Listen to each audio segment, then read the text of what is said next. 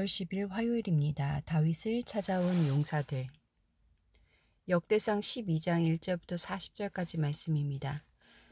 시글락으로 온 베냐민 지파의 용사들. 다윗이 기스의 아들 사울로 말미암아 시글락에 숨어 있을 때에 그에게 와서 싸움을 도운 용사 중에 든 자가 있었으니 그들은 활을 가지며 좌우 손을 돌려 물매도 던지며 화살도 쏘는 자요. 베냐민 지파 사울의 동족인데 그 이름은 이러하니라. 그 우두머리는 아히에셀이요 다음은 요아스이니 기브아 사람 스마아의 두 아들이요 또 아스마웻의 아들 여시엘과 벨렉과 또 브라가와 아나도 사람 예후와 갓지파의 용사들. 갓 사람 중에서 광야에 있는 요새에 이르러 다윗에게 돌아온 자가 있었으니 다 용사요 싸움에 익숙하여 방패와 창을 능히 쓰는 자라.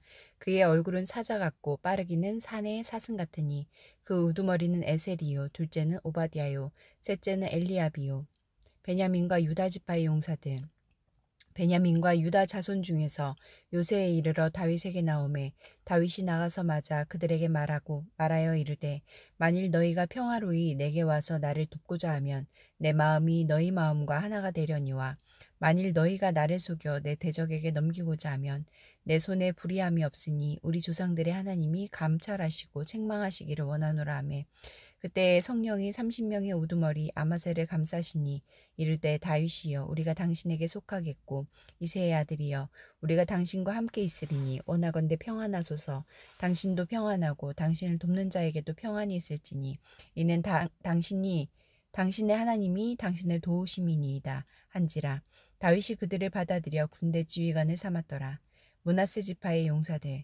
다윗이 전에 블레셋 사람들과 함께 가서 사울을 치려할 때에 므낫세 지파에서 두어 사람이 다윗에게 돌아왔으나 다윗 등이 블레셋 사람들을 돕지 못하였음은 블레셋 사람들의 방백이 서로 의논하고 보내며 이르기를 그가 그의 왕 사울에게로 돌아가리니 우리 머리가 위태할까 하노라 함이라. 다윗이 시글락으로 갈 때에 므낫세 지파에서 그에게로 돌아온 자는 아드나와 요사박과 여디아엘과 미가엘과 요사박과 엘리후와 실르데인이 다 므낫세의 천부장이라. 이 무리가 다윗을 도와 도둑대를 쳤으니 그들은 다 큰 용사요 군대 지휘관이 됨이었더라. 그때 사람이 날마다 다윗에게로 돌아와서 돕고자 하매 큰 군대를 이루어 하나님의 군대와 같았더라. 다윗에게로 온 군사들, 싸움을 준비한 군대 지휘관들이 헤브론에 이르러 다윗에게로 나와서 여호와의 말씀대로 사울의 나라를 그에게 돌리고자 하였으니 그 수요가 이러하였더라.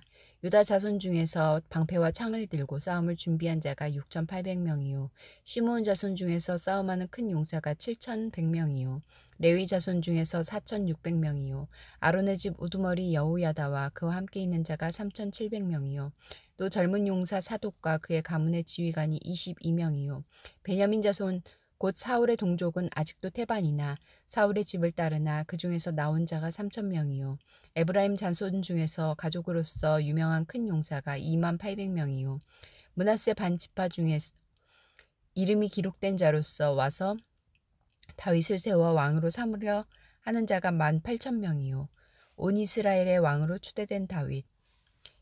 이 모든 군사가 전열을 갖추고 다 성심으로 헤브론에 이르러 다윗을 온 이스라엘 왕으로 삼고자 하고 또 이스라엘의 남은 자도 한마음으로 다윗을 왕으로 삼고자 하여 무리가 거기서 다윗과 함께 사흘을 지내고 먹고 마셨으니 이는 그들의 형제가 이미 식물을 준비하였음이며 또 그들의 근처에 있는 자로부터 이사갈과 스불론과 납달리까지도 나귀와 낙타와 노새와 소에다 음식을 많이 실어왔으니 곧 밀가루 과자와 무화과 과자와 건포도와 포도주와 기름이요 소와 양도 많이 가져왔으니 이는 이스라엘 가운데에 기쁨이 있음이었더라.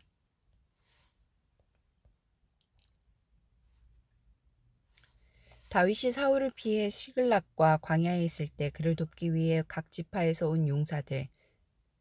사울 사후에 다윗을 왕으로 세우기 위해 헤브론으로 찾아온 12지파의 용사들을 소개합니다. 19절부터 22절까지 말씀에서 하나님은 어떤 분입니까? 하나님의 뜻을 따르는 사람에게 협력하고 조력하는 사람들을 보내주십니다.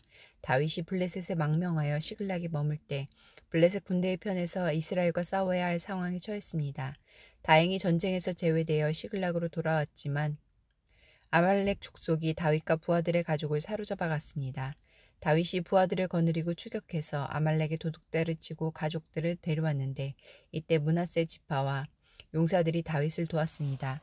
다윗은 도망자 신세였지만 많은 용사들이 위험을 무릅쓰고 사울을 떠나 다윗에게로 모여 그를 도왔습니다. 하나님의 뜻을 따르는 길에 동행자와 지지자가 없다고 실망하지 마십시오. 그 길로 우직하게 가면 하나님의 뜻을 같이 하는 사람들을 만나게 하실 것입니다. 1절부터 15절까지 말씀에서 나에게 주시는 교훈은 무엇입니까? 사울의 동족 베냐민 지파가 다윗을 지지하러 시글락으로 돌아왔습니다. 갓 지파도 요단강을 건넜던 선조들처럼 봄철에 범람하는 요단강을 용감하게 건너 광야의 다윗에게 나옵니다. 시글락과 광야에 있을 때 다윗은 망명자이자 도망자였습니다. 붙잡을 만한 줄이 되기는커녕 자기 미래도 불투명한 신세였습니다. 다윗에게 나온 용사들은 이스라엘을 하나님 나라로 돌리겠다는 신념으로 안정을 포기하고 모험을 결단한 것입니다. 자기 안위보다 하나님의 뜻을 중시하는 사람이 하나님 나라와 하나님의 의를 구할 수 있습니다. 23절부터 40절까지 말씀에서 나에게 주시는 교훈은 무엇입니까? 다윗이 헤브론에서 왕위에 오를 때 북쪽과 남쪽의 12지파의 용사들이 충성된 마음으로 나와 다윗을 온 이스라엘의 왕으로 세웁니다. 다윗이 왕위에 오른 후 이스라엘 백성은 사흘 동안 연회를 열었습니다. 다윗이 왕이 되자 이스라엘에 기쁨이 가득했습니다. 하나님의 뜻을 중심으로 모인 다윗과 온 이스라엘은 사울의 권력 아래서 억지로 묶인 연합에서는 맛보지 못한 기쁨을 누렸습니다. 하나님의 뜻을 쫓아 자발적으로 연합할 때 큰 기쁨이 있습니다. 우리 공동체는 하나님의 뜻을 중심으로 모입니까? 강제되지 않은 자발성을 중요하게 여깁니까?